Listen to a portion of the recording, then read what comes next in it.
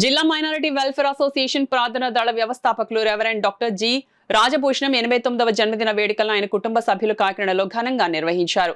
గత 60 సంవత్సరాలుగా కాకినాడ పాత బస్టాండ్ ప్రాంతంలో ఇజ్రాయెల్ ప్రార్థనా మందిరం ద్వారా అనేక సేవా కార్యక్రమాలు నిర్వహిస్తున్న రెవరెండ్ డాక్టర్ జి రాజభూషణం సేవలను పలువురు కొనియాడారు. ఈ వేడుకలకు ముఖ్య అతిథులుగా పలువురు దైవ సేవకులు హాజరై వాక్య సందేశాన్ని అందించడంతో పాటు రెవరెండ్ డాక్టర్ రాజభూషణానికి జన్మదిన శుభాకాంక్షలు తెలియజేశారు.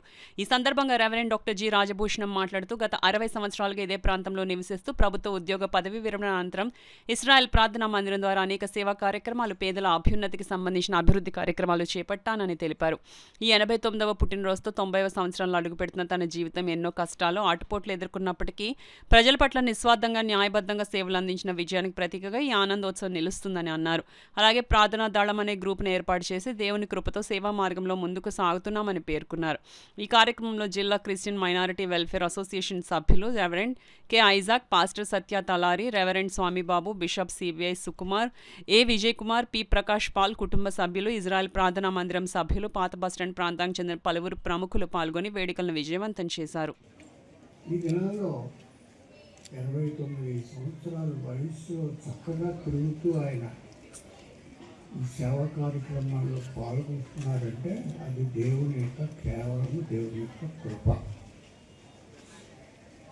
మరి మా గృహానికి మనం వచ్చినప్పుడు ఆయన స్కూటర్ మీద వచ్చాడు.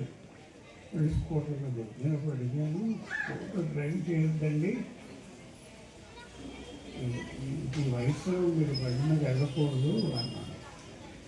లేదండి, నేను పర్వాలేదు బాగా వెళ్ళిపోతున్నాను అని నా ఎదురుగుండానే స్కూటర్కి దూరంగా నేను స్కూటర్ కానీ కారు డ్రైవ్ చేయడం కానీ ఇంత వీలైంది బాగా. స్కూటర్ 15 ఏళ్ళు అయి ఉంటుంది, కారు 10. కాబట్టి ఆ వయసులో కూడా దేవుడు వారికి ఆలోచించు. నేను ఆయన పేరు రాజభూషణం గారు. అది ఇక్కడ ఉంటుంది. వాటిని కంఠభూషణముగా ధరించుకోండి. ఆయన రాజభూషణం ఎలా అయ్యారంటే దేవుని ఆజ్ఞలను, దేవుని మార్గాల్ని కంఠభూషణంగా ధరించుకున్నాడు ఆయన. అందుకే ఆయన రాజభూషణం అయ్యారు. దేవునికి స్తోత్రం.